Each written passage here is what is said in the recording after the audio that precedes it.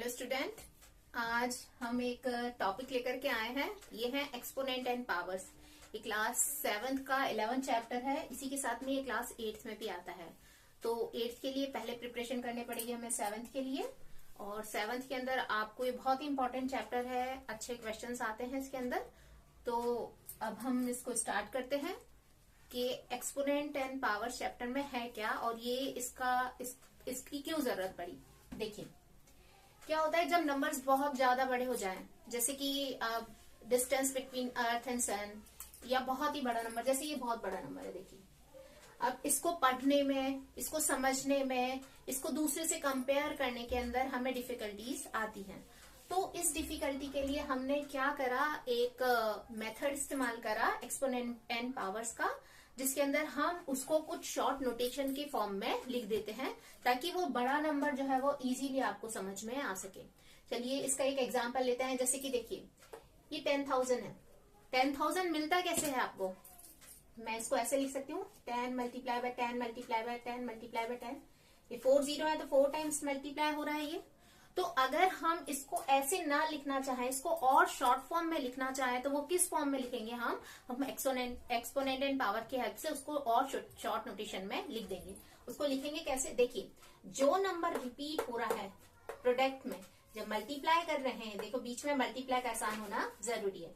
जो मल्टीप्लाई हो रहा है उसको लिखा आपने, और वो जितनी बार रिपीट हो रहा है, कितनी बार रिपीट हो रहा है, 1 2 3 एंड 4, तो वो लिख दिया उसके ऊपर, उसके थोड़ा सा ऊपर।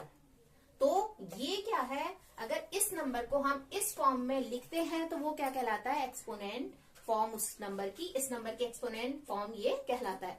अब इसको रीड कैसे करते हैं, इसमें क्या क्या मतलब होता है, तो देखिए ये जो नीचे लिखा जाता है, जो नंबर रिपीट हो रहा है मल्टीप्लीकेशन के अंदर, वो कहलाता है बेस।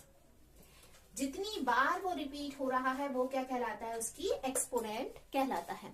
और अगर इसको पूरा एक साथ में रीड करें तो ये क्या कहलाएगा, पावर। मतलब कैसे, पावर कैसे, तो पावर का मतलब है आप इसको ऐसे रीड करेंगे 10 raise to the power of 4।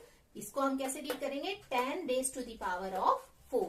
इसको हिंदी के अंदर हम घात या घातांक भी बोलते हैं। जहां पर अब देखिए ये तो आपने समझ लिया कि ये बड़ा नंबर था, उसको और छोटी फॉर्म में, देखिए इतना बड़ा नंबर है, इसको छोटी फॉर्म में ऐसे लिख दिया। इसको और इस्तेमाल कहाँ पर आ सकता है, जैसे आपने क्या देख रखा है, आपने एक्सपेंडेड फॉर्म देख रखी है, पहली आपने छोटी क्लासेस के अंदर देखी है। तो जैसे ये नंबर है, अब ये नंबर है तो इसको एक्सपोनेंट फॉर्म, आप इसको जो है एक्सप्रेस इस तरह से करते हैं एक्सपेंडेड फॉर्म के अंदर। अब अगर हम इसको भी और सिंपल लिखना चाहते हैं और छोटे फॉर्म में लिखना चाहते हैं, तो उसका भी हम इसको किससे लिखेंगे, एक्सपोनेंट की फॉर्म में लिखेंगे। देखिए अब 4 है, मल्टीप्लाई, जैसे यहाँ पर 4 था, देखिए जितनी बार 0 था उतनी कहाँ हमने 10 बेस लिखा, और उसकी जितनी बार रिपीट हुआ उसकी पावर उतनी बार, 0 जितना था उतनी पावर उसके अंदर लगा दी। यहाँ पर 0 कितनी बार है, 3 टाइम्स है, तो क्या लिख देंगे, 10 raise to the power of 3। इसी तरह से यहाँ पर कितना है, 2 0 है, तो क्या लगा देंगे, 10 रेज़ टू दी पावर 2। यहाँ पर 1 है तो सिंपल 10 प्लस 6 मल्टीप्लाई बाय 1। तो इस तरह से आप एक्सपोनेंट नोटेशन में ये जो आपकी जो एक्सपेंडेड फॉर्म है उसको इस तरह से भी लिख सकते हैं। अब ये जो एक्सपोनेंट फॉर्म होती है उसकी जो कुछ पावर्स ऐसी होती हैं जिसको कि स्पेसिफिक नेम दिया जाता है। जैसे कि अगर कोई भी, अब यहाँ पर हम एक इंटीजर का इस्तेमाल कर रहे हैं क्योंकि नंबर्स हमारे बार बार में चेंज होते रहते हैं। कभी 10 रेज़ टू द पावर 4 है, कभी 2 रेज़ टू द पावर 7 है, तो नंबर क्या हो गए, चेंज हो गए। तो इसी के लिए हमने क्या इस्तेमाल करा है, एक इंटीजर का इस्तेमाल करा है। अगर किसी भी बेस की पावर अगर 2 है तो उसका स्पेसिफिक नेम क्या हो जाता है, स्क्वायर। हम यहाँ क्या है, इसको क्या बोलेंगे, ए स्क्वायर, ठीक है। इसी तरह से अगर उसकी पावर जो है, उसका जो एक्सपोनेंट है वो कितना है, 3 आ रहा है, तो हम क्या बोलेंगे, क्यूब। तो इसको कैसे रीड करेंगे, ए क्यूब। इसी तरह से इसको क्या कहेंगे, ए स्क्वायर हम कहेंगे। अब देखिए यहाँ पर से तो ये क्या नंबर थे, आपने ये नंबर, आपको ये मल्टीप्लीकेशन के अंदर ऐसे नंबर दे रखा था, आपने इसको मल्टीप्लाई करा और इसके एक्सपोनेंट की फॉर्म में लिख दिया। अब अगर सिंपल आपको कोई नंबर दे रखा है तो फिर हम उसको कैसे एक्सपोनेंट की फॉर्म में लिख सकते हैं, तो देखिए आपको क्या करना है, एक्सप्रेस करना है 64 को एज ए पावर ऑफ 2। आपको 64 को पावर ऑफ 2 के अंदर इसको रिप्रेजेंट करना है, यानी कि इसको किसके अंदर लिखना है, आपको एक्सपोनेंट फॉर्म में लिखना है। इस तरह के क्वेश्चन के लिए जो क्वेश्चन बनते हैं वो 3 तरीके से लिखे हुए आ सकते हैं। क्या पहला, जैसे कि इस तरह से लिख रखा है, express 64 as a power of 2। एक तो इस तरह से क्वेश्चन पूछ सकता है। दूसरा और कैसे पूछ सकता है, then express the number using exponent notation, कि आपको जो नंबर है उसको किसमें रिप्रेजेंट करना है, एक्सपोनेंट नोटेशन में लिखना है। और तीसरा कैसे और लिखा जा सकता है, express the number as the product of power of their prime factors. ये तीनों तरह के क्वेश्चंस किसी भी तरह के अंदर लिखे हुए आएंगे। एक्चुअल में आपको करना क्या है, सेम एक ही मेथड करना है जो मैं अब अभी आपको बताऊंगी। तो अगर किसी भी तरह से क्वेश्चन लिखा आएगा तो उसको आपको यहाँ पर से हम देखते हैं कि किस तरह से लिखा जाएगा। अब देखिए, जब उसको पावर नोटेशन के अंदर किसी भी नंबर को रिप्रेजेंट करना होता है तो सबसे पहले क्या करना होता है, वो जो गिवन नंबर होता है उसके आपको क्या करने होते हैं, प्राइम फैक्टर्स करने होता है। प्राइम फैक्टराइजेशन आप पहले छोटी क्लासेस के अंदर पढ़ चुके हैं। तो अब देखिए कैसे करते हैं। तो आपको जैसे मेरे को क्या करना है, 64 को क्या करना है, मेरे को एक्सपोनेंट नोटेशन के अंदर रिप्रेजेंट करना है। तो उसको रिप्रेजेंट करने के लिए हमने क्या कर दिया, 64 स्टार्ट करा प्राइम नंबर से। सबसे छोटा प्राइम नंबर था 2 जो डिवाइड कर रहा था, 32, देन 2, फिर 2 से डिवाइड हुआ, फिर 2 से, फिर 2 से n1। तो इसका मतलब है 64 के अंदर 64 आपको मिला कैसे, आपको 64 मिल रहा है 2, 1, 2, 3, 4, 5, 6।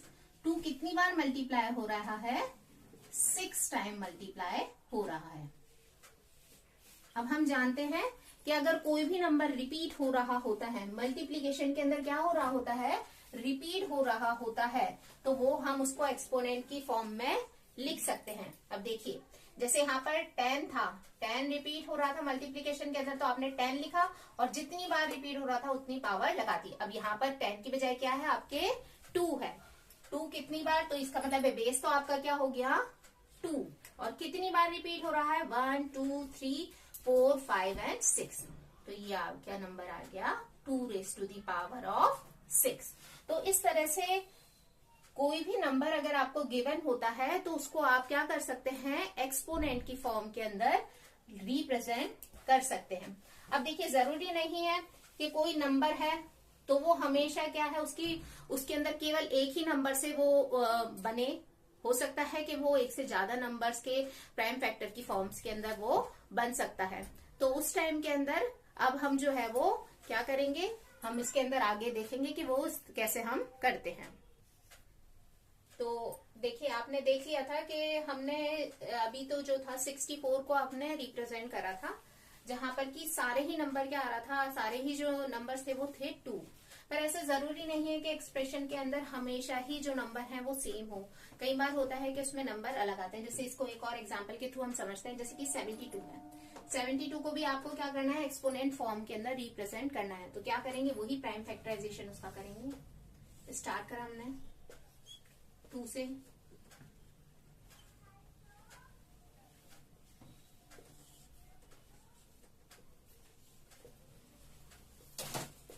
अब यहां तक तो ये 2 से डिवाइड हो रहा था, अब ये आ गया 9, तो यानी किससे डिवाइड होगा, 3 से। तो 72 को अगर हम एक्सपोनेंट फॉर्म के अंदर रिप्रेजेंट करते हैं तो उस टाइम के अंदर आपका आ क्या रहा है, उस टाइम में ये 72 बन किससे रहा है आपका, 2 इंटू 2 इंटू 2 इंटू 3 इंटू 3। तो ये इससे आप मिलकर के ये बन रहा है। तो जरूरी नहीं है कि एक्सपोनेंट फॉर्म के अंदर आपका केवल एक ही नंबर हो, उसके अंदर 2 या 2 से ज्यादा नंबर भी हो सकते हैं। यहाँ तक कि वहां पर इंटीजर भी इंक्लूड हो सकते हैं। तो देखिए, अब इसको लिखेंगे कैसे, देखिए जो नंबर सेम है पहले वो लिखे, कितनी बार रिपीट हो रहा है, 1, 2, 3, तो इसकी पावर लिख दी आपने 3। फिर क्योंकि नंबर चेंज हो रहा है तो आप मल्टीप्लाई का साइन लगाएंगे, फिर जो चेंज नंबर है उसको लिखेंगे और वो जितनी बार रिपीट हो रहा है 1 और 2, तो वो उसकी पावर लगा देंगे। ठीक है, तो इस तरह से आप क्या कर सकते हैं, एक्सप्रेस कर सकते हैं किसी भी नंबर को एक्सपोनेंट फॉर्म में। अब इसके अंदर और कैसे क्वेश्चंस आते हैं, यहां तक तो आपको पहले नंबर दे रखा था और उसको इस फॉर्म में कन्वर्ट करना था, एक्सपोनेंट फॉर्म में कन्वर्ट करना था। दूसरे क्वेश्चंस जो इसके अंदर आते हैं, जो ये एक्सरसाइज है 11.1 इसकी, उसके अंदर कैसे क्वेश्चंस आएंगे, आपको बोलेंगे फाइंड द वैल्यू ऑफ, कोई भी आपको दे रखा होगा एक्सपोनेंट फॉर्म और उसकी वैल्यू फाइंड आउट करनी होगी। तो तब क्या करना है, तब आपको उसका उल्टा करना है। 2 raised to the power 6 है, तो इसका मतलब है 2 कितने बार मल्टीप्लाई और अपने आप से ही 6 टाइम्स, तो मल्टीप्लाई कीजिए 2 इंटू 2 इंटू 2 2 6 और इसको मल्टीप्लाई करके उस नंबर तक पहुंचिए जो 2 raised to the power 6 की फॉर्म में लिखा गया है। तो क्या हो गया, 2 2 4 4 2 8 8 2 16 16 2 32 और 32 2 64। तो ये किसके रिप्रेजेंट हो रहा है, 64 को हम इस तरह से रिप्रेजेंट कर रहे हैं। और फिर दूसरे किस तरह के और क्वेश्चंस आते हैं, दूसरी तरह के क्वेश्चंस आते हैं कि express the following in the exponential form. आपको ऐसे मल्टीप्लाई के अंदर फॉर्म में लिख रखा होगा और आपको कहा जाएगा कि इसको आप रिप्रेजेंट कीजिए एक्सपोनेंट नोटेशन के अंदर। तो कैसे नोटेशन के अंदर करेंगे, जैसे हमने यहां पर करा था, देखिए सेम वही है। इसमें क्या है, 2 मल्टीप्लाई हो रहा है 3 से, तो क्या करा आपने, 2 कितनी बार, उसकी पावर कितनी आएगी, 1 2 एंड 3, मल्टीप्लाई का साइन 3 और उसकी पावर कितनी आ गई, 2। ठीक है, अभी तो यहाँ पर केवल नंबर थे, पर जरूरी नहीं है केवल हमेशा नंबर ही आते हैं। होता क्या है, कई बार उसके अंदर इंटीजर भी इंक्लूड होते हैं, जैसे कि यहाँ पर है, यहाँ पर क्या है, 5 into 5 into D into D into D. तो उसको रिप्रेजेंट कैसे करेंगे, जैसे आपने इनको रिप्रेजेंट करा है सेम ही वही प्रोसीजर हम फॉलो करेंगे। आप क्या करेंगे, पहले नंबर लिखिए, इसके अंदर ध्यान रखिए अगर इंटीजर और नंबर होता है तो पहले नंबर ही लिखते हैं। तो आपका नंबर है 5, कितनी बार रिपीट हो रहा है, 2 टाइम्स, तो इसकी पावर आ गई 2। फिर मल्टीप्लाई का साइन, आ गया हमारा इंटीजर डी, कितनी बार रिपीट हो रहा है, 3 टाइम्स, तो आपने इसकी पावर लगा दी 3। तो इस तरह से नंबर्स को एक्सपोनेंट फॉर्म में कन्वर्ट करने का आता है, एक्सपोनेंट फॉर्म को नंबर्स के अंदर कन्वर्ट करने का आता है। इस तरह से मल्टीप्लिकेशन के अंदर होता है, उसको एक्सपोनेंट नोटेशन के अंदर करने को आता है। अब इसके साथ के अंदर और भी चीजें इसके अंदर आती हैं। कैसे आती हैं, जैसे आपको नंबर का कंपैरिजन आता था, जैसे नंबर सिस्टम में नंबर का कंपैरिजन आता था, वैसे ही एक्सपोनेंट नोटेशन के अंदर भी अगर आपका नंबर गिवन है तो उसका भी कंपैरिजन आपको आता है। तो अब वो कंपैरिजन किस तरह से होता है वो हम देखते हैं। देखिए, जैसे कि आपको गिवन है, आपको कंपेयर करना है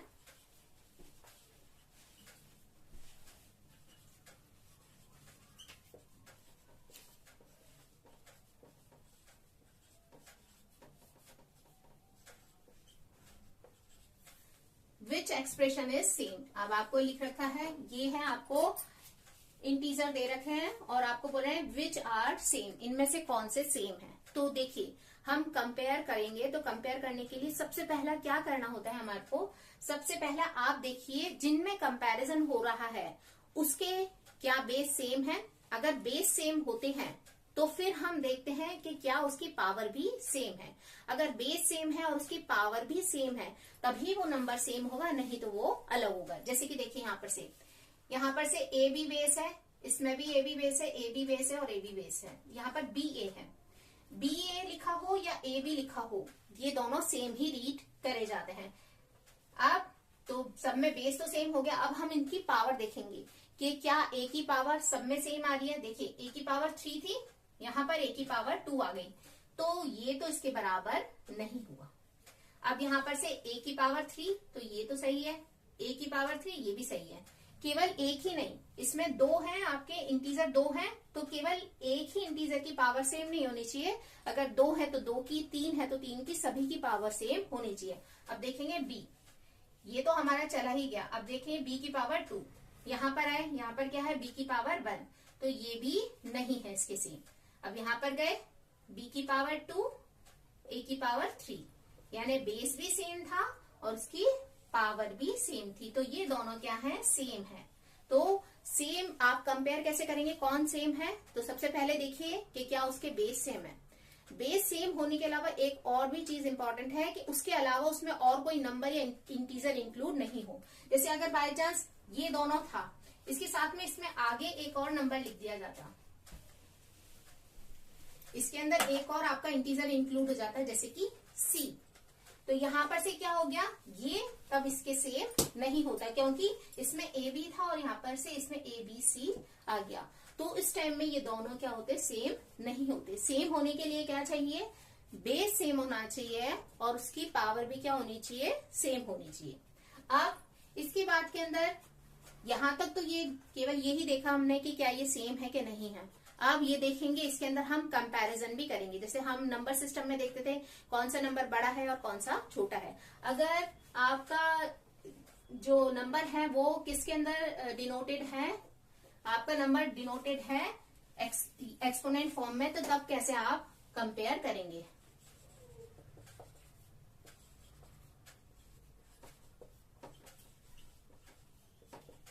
विच नंबर इज ग्रेटर, तो इसके 3 क्राइटेरिया हैं।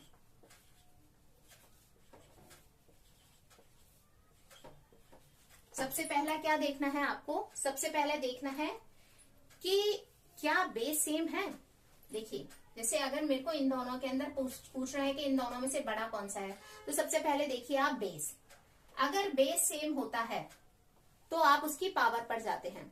बेस सेम होने पर अगर देखिए पावर क्या है, इसकी पावर है 4 और इसकी पावर है 7, क्योंकि 7 4 से बड़ा है।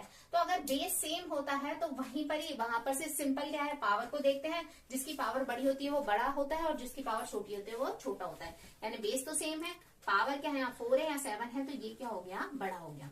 अब दूसरी बार में कौन से कैसे आप फाइंड आउट कर सकते हैं इजीली, देखिए अगर पावर सेम हो और बेस जो है वो अलग हो जाता है, तो अगर पावर सेम हो जाती है और बेस जो है वो क्या हो जाता है, अलग हो जाता है, तो जब बेस अलग हो जाता है तो जो नंबर छोटा होता है वो नंबर क्या हो जाता है, छोटा हो जाता है, और जो बड़ा होता है वो बड़ा हो जाता है। क्योंकि देखिए इसकी पावर तो क्या है, सेम है। अब जाएंगे बेस पे, 2 और 7 आपका 2 से बड़ा है, तो नंबर कौन सा बड़ा हो गया, ये वाला बड़ा हो गया। ये तो सिंपल आप देख करके ही पता लगा सकते थे, पर हमेशा देख करके ही आप पता नहीं लगा सकते। जैसे कि इस सिचुएशन के अंदर देखिए यहाँ पर ना तो बेस सेम है और ना ही क्या है, उसकी पावर सेम है। अगर बेस और पावर दोनों ही अलग अलग होती हैं तब उसको आपको क्या करना होता है, आपको उसको उस नंबर में कन्वर्ट करना होता है और फिर हम उसका कंपैरिजन करते हैं।